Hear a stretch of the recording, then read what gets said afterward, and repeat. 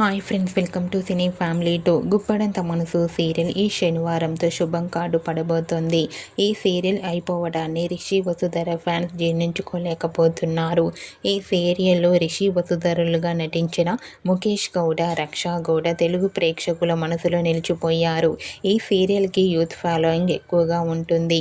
రిషి వసుధర్ను మేము ఎంతగానో miss అవుతున్నామంటూ social media వేదికగా షేర్ చేస్తున్నారు తన ఫ్యాన్స్ అందరూ.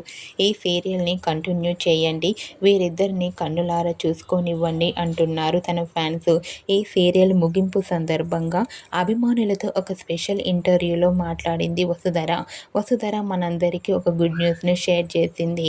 ఆ న్యూస్ ఏమిటంటే, గుప్పెడంత మనసు సీరియల్ సీక్వెల్తో మళ్ళీ మీ ముందుకు వస్తానంటూ మాట ఇచ్చింది వసుధర.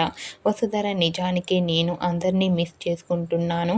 నాకు ఈరోజు ఆఖరి రోజున షూటింగ్ రోజంతా ఏడ్చి ముఖం అంతా ఏదోలా అయిపోయింది.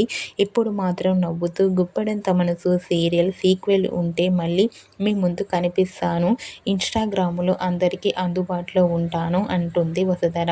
గుప్పెడంత మనసు సీరియల్ సీక్వెల్పై హోప్ కల్పించింది వసుధర.